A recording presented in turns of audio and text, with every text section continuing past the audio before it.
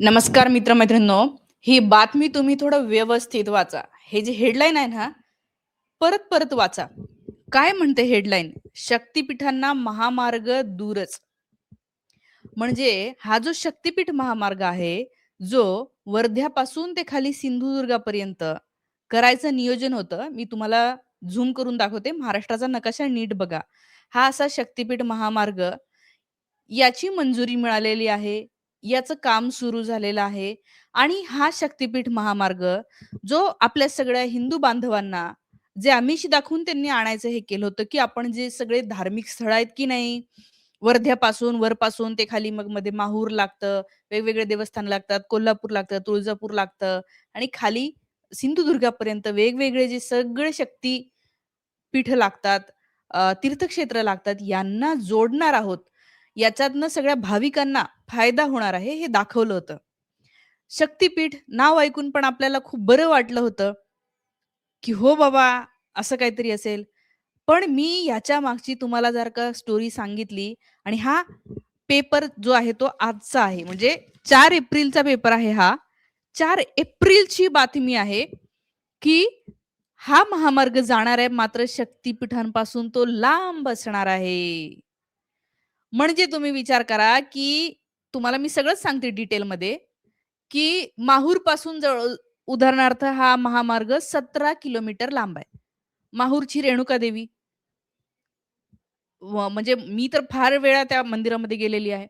या माहूरच्या रेणुका देवीपासून 17 किलोमीटर लांब आहे. अजून जे वेगवेगळे तीर्थक्षेत्र आहेत त्याची सगळ्यापासून मी तुम्हाला लांबी सांगते, की किती-किती लांब आहे.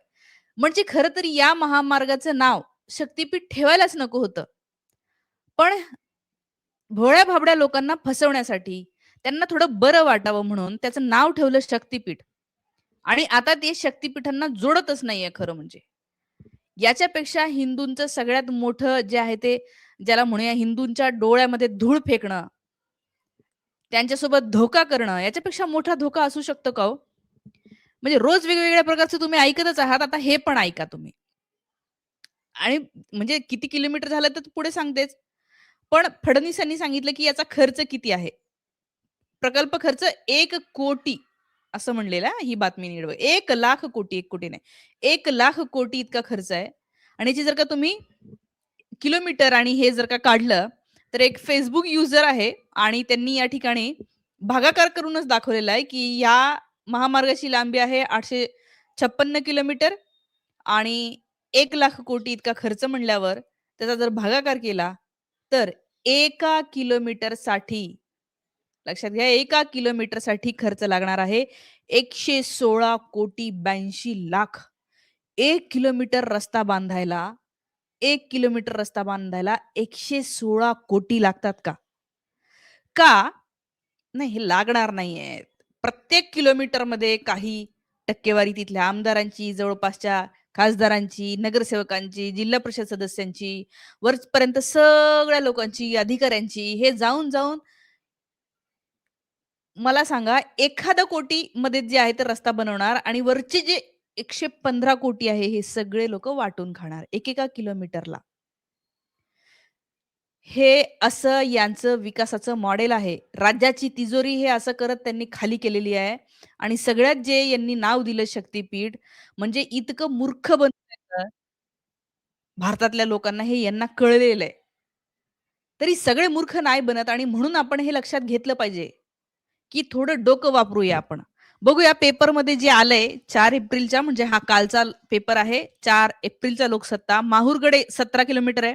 औंढा नागनाथ जे ज्योतिर्लिंग आहे, हे या शक्तिपीठ महामार्गापासून 14 किलोमीटर लांब आहे. 14 किलोमीटर. तुम्ही मला सांगा हो. त्या गावातून जायला पाहिजे की नाही? शक्तिपीठ कशाला म्हटलं मग?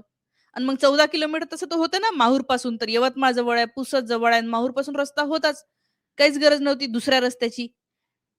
याच्यामध्ये कितीतरी शेतकऱ्यांच्या जमिनी गेल्या, बरबाद झाले. पुढे त्यांना नोकरी नाही कारण शिक्षण नाही घेतलेलं आहे. काय करणार आहेत ते? ह्या रस्त्यावर गिट्टी फोडायला कामी येतील? रस्ता बनलाय 6-7 महिन्यात. झालं. इतके शेतकरी विरोध करत असताना पण शक्तिपीठ महामार्गाचा घाट बांधला. बघा तुळजापूर 14 किलोमीटर म्हणजे तुळजापूरमधून सुद्धा हा महामार्ग जात नाही. बरं असं नाही की तुळजापूरपासून 4-5 किलोमीटरवरून जातोय. तुळजापूरपासून 14 किलोमीटरवरून जातोय. अरे मग कशासाठी तुम्ही शक्तिपीठाचं नाव देता त्याचं?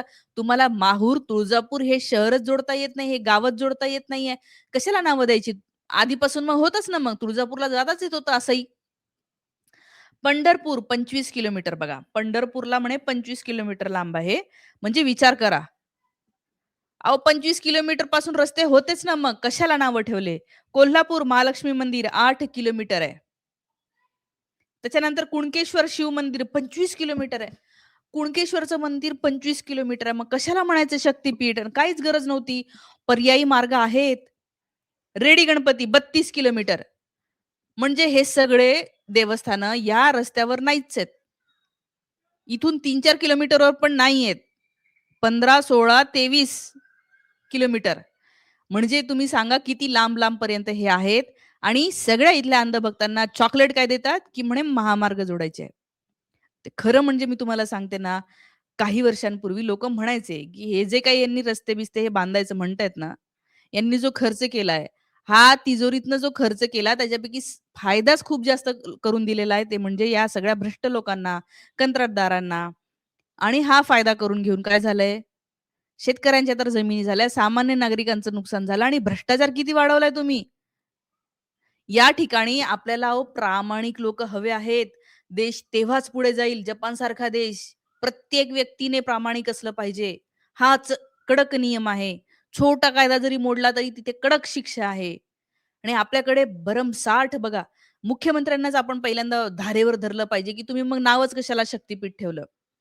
आणि हे अशा प्रकारे मूर्ख बनवत आहेत. मला असं वाटतं कधीतरी आपण आता प्रश्न विचारले पाहिजे. खूप झालं हे. ज्या शेतकऱ्यांच्या जमिनी चालल्या त्यांचे तुम्ही बघितलं नाही त्यांचा काय हाल आहेत. किती तडका त्या पोटतिडकीने ते म्हणत आहेत, की "अहो आम्हाला दुसरं काही नाहीये. आम्हाला कुठे जमिनी नाही मिळणार आहे दुसरीकडे. कोणी विकायला नाही बसलेलं आहे. हे असं करू नका." आणि खरं तर एवढा खर्च शाळावर करा ना. शाळा बंद केल्या. ह्याच पेपरला बातमी आहे काल समग्र शिक्षा अभियान बंद केलंय बघा. समग्र शिक्षा अभियान बंद. 1 मिनिट. दिसतंय का तुम्हाला? हां, आता दिसत असेल हे बघा. 3,800 कर्मचारी हे बेरोजगार होणार आणि शाळाबाहेर किती मुलं पडलेले आहेत माहिती आहे एकट्या महाराष्ट्रामध्ये जवळपास 3,00,000 हे शाळेच्या बाहेर पडले. म्हणजे त्यांच्या घराजवळ शाळा नसल्यामुळे आणि काय जे शाळेमध्ये जायचे समजा ज्या शाळामध्ये 10-12 विद्यार्थी असतील, त्या शाळा बंद केल्या यांनी. मग आता ते 10-12 विद्यार्थी काय नवीन शाळेमध्ये नाही जात. बरेच लोकं जाऊ दे त्यांना असं वाटतं काय करायचंय? त्यांना माहीतच नाही. त्यांना कोणी सांगणारच नाही भेटलं, की वाचाल तर वाचा, शिका, संघटित व्हा. हे ऐकलंच नाही, त्यांच्या कानावरच नाही पोहोचलं. आणि हे पोरं मोठे होऊन काय होणार हो? काय असणार आहे त्यांच्याकडे? रोजगाराचा प्रश्न असणारच आहे. शिकले नसल्यामुळे कोणी रोजगार देणार नाही. मजुरी करावी लागेल. मजुरी करून मिळाली तर मजुरी ठीक, नाही मिळाली तर काय करणार? आणि हे असेच लोकं गुन्हेगारी वाढवत असतात. म्हणून जे विकसित देश आहेत ना, तुम्ही अमेरिकेतल्या कुठल्याही व्यक्तीला विचारा. अमेरिकेत राहणारे जे भारतीय असतात ना, तुम्ही त्यांना विचारा, की तुमची मुलं प्रायव्हेट शाळेत आहे की सरकारी? ते सांगतील सरकारी शाळेत आहे. 90% पेक्षा जास्त लोकं आपल्या मुलींना शाळेत टाकतात सरकारी. कारण सरकारी शाळा एकदम क्वालिटीच्या असतात. कारण त्या सरकारला माहिती आहे, की पोरांना शिकवणं आपली जबाबदारी आहे. पोरांना शिकवणं म्हणजे पण देशाचा विकास आहे. जसं इंडस्ट्री उभ्या करणं, रस्ते उभे करणं हा देशाचा विकास आहे ना, तिथले लोकं शिकणं, सुशिक्षित असणं, विज्ञान, तंत्रज्ञान, टेक्नॉलॉजी या गोष्टीवर चर्चा करणं त्यांनी आणि त्याच्यासाठी काम करणं, हा विकास असतो देशाचा. मात्र इकडे इकडे खर्च करायचा नाही, इकडे खर्च केल्यासारखा दाखवायचा, पण तो कोणाच्या खिशात जातो आणि हे ज्यांच्या खिशात जातं त्यांचे लेकरं हे विदेशामध्ये शिकायला पाठवतात. हे मॉडेल या देशामध्ये चाललेलं आहे आणि नावं घेतात शक्तीचं, नावं घेतात रामाचं.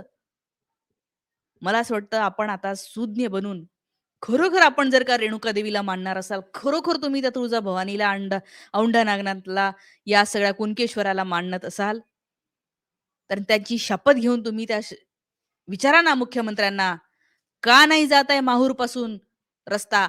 का तो 17 किलोमीटर लांबपासून आहे? मग काहीच गरज नाही 17 किलोमीटर लांबवर मी तुम्हाला सांगते, कोणीच जात नाही. माझं गाव माहूरपासूनच जावं लागतं माझ्या गावाला. 17 किलोमीटरवरून कोण येणार आहे? तिथं ऑलरेडी रस्ते आहेत वेगवेगळ्या ठिकाणावरून येणारे. 17 किलोमीटर जायची काहीच गरज नाहीये. 3 किलोमीटरवर रस्ता आहे. 1 किलोमीटरवर रस्ता आहे. काहीच गरज नाही 17 किलोमीटर. हे जे काही चाललेलं आहे, हे फक्त इथल्या शेतकऱ्यांना बरबाद करायचं आणि मधल्या या सगळ्या कमिशनखोर लोकांना पैसे खाऊ घालायचे एवढंच चाललेलं आहे. बाकी हे सगळं वाचून घ्या आणि तुमच्या याच्याबद्दलच्या ज्या काही प्रतिक्रिया असतील त्या कमेंट करून मला नक्की सांगा. थांबते. धन्यवाद.